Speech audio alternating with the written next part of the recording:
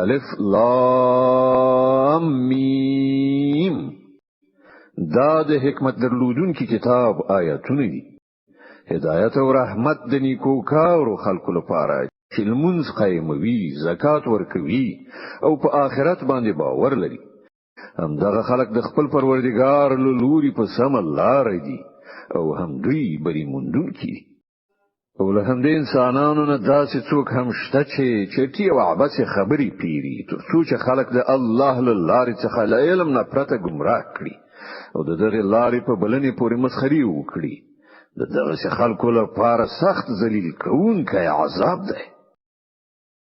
غته چې کله زموږ آیاتونه اورول کیږي نو هغه په ډیر غرور سره په داسې شان مخاړوي لکه چې هغه سره هغه اوریدلی نه دي، ګواکې چې د هغه غوګونه کاڼه دي. خنو زیره ورکړه هغه ته دی دردناک عذاب. البته کوم خلک چې ایمان راوړي او ښه عملونه وکړي د هغو لپاره په نعمت پر معمور جنتونه دي چې په هغو کې به هغوی د تل لپاره اوسېږي. دا د الله په وعده ده او هغه برلاسه او د حکمت څښتن دی.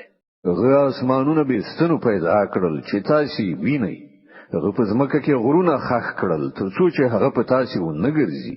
هغه په ځمکه کې هر راز خزنده ژوندۍ ساکه خوار کړل او له اسمانه اوبو ورولې او په ځمکه کې راز غوره شیان زرغون کړل. دا خودی د الله پیدا کول. اوس ماته راوخی دغه نورو څه پیدا کړی دي. اصلي خبره دا ده چې دغه ظالمان په څرګنده گمراهۍ کې غورځېدلي دي. مونږ لقمان ته حکمت ورکړی وو چې د الله شکر گزار اوسه. هر څوک چې شکر وباسي د هغه شکر د هغه د خپل ځان لپاره ګټور دی، او څوک چې کفر اختیار کړي کافر شي نو په حقیقت کې الله بې نیازه او خود په خپل استایل شوی دی. یاد کړه هغه وخت چې لقمان خپل زوی ته نصیحت کاوه نو هغه وویل زویه له خدای سره څوک مشرک کوه. حق دا دی چې شرک ډیر لوی ظلم دی. او دا حقیقت دی چې موږ انسان ته د خپل مور او پلار د حق پیژندنې په خپل تاکید کړی دی. د هغه مور د کمزوري د پاسه کمزوري په حال کې هغه راخیسته په خپل ګیډه کې وساته او 2 کلونه په تی ورکول ولګیدل. له همدې عمله مونږ هغه ته نصیحت وکړ چې زما شکر وکړه او د خپل مور او پلار شکر پر ځای کړه. همدا زما لوري ته ستاسو راګزیدل دي. خو که هغوی پر تا فشار راولي چې ما سره ته داسې څه شریک کړي چې تا ته د هغه معلومات نه وي نو د هغو خبره هیڅ کله مه منه. په دنیا کې له هغو سره غوره چارچلن کوه، خو پیروي د هغه چا د لارې وکړه چې هغه زموږ لوري ته رجوع کړی ده. بیا ستاسو ټول راګرځیدل همدا زموږ لوري ته دي. په هغه وخت کې به زه تاسو ته دروخم چې تاسو څنګه عمل کوئ. او لقمان ویلی و چې زوی کیا یو شی ک د خردل یعنی د اوري د دانې په اندازه هم وی او د کوم لوی غره د تیګې په منځ کې یا په اسمانونو یا زمکه کې چیرته پټ شوی وی الله به هغه راوباسي.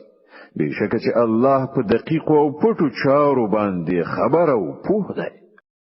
زوی کیا المنځ قائم کړه، پنیکی امر وکړه، له بدینه منع وکړه او هر مصیبت چې در باندې راشي ور باندې صبر وکړه. دا هغه خبرې دي چې د هغو ډیر تاکید کړای شوی دی.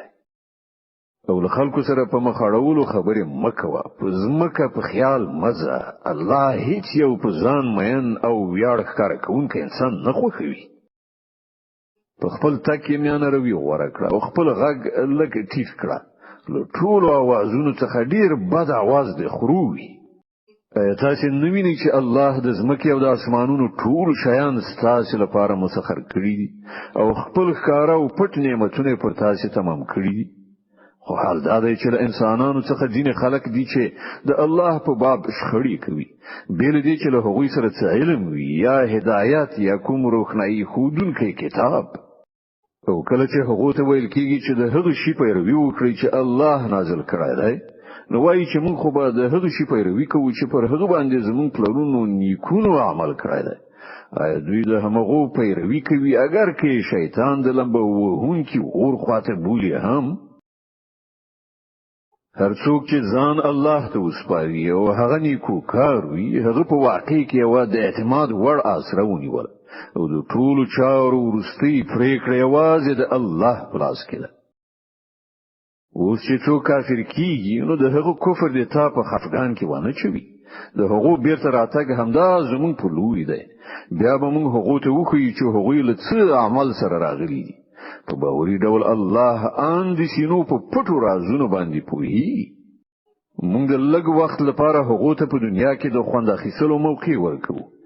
بیا به هغوی بې وسې کړو. د یو سخت عذاب لوري ته به یې راوکاږو. که ته له دوی نه پوښتنه وکړې چې ځمکه او اسمانونه چا پیدا کړي دي، نو دوی به ارومرو وایي چې الله. ووایه ثنا ستاینه الله لره ده، خو له دوی څخه زیاتره کسان نه پوهیږي.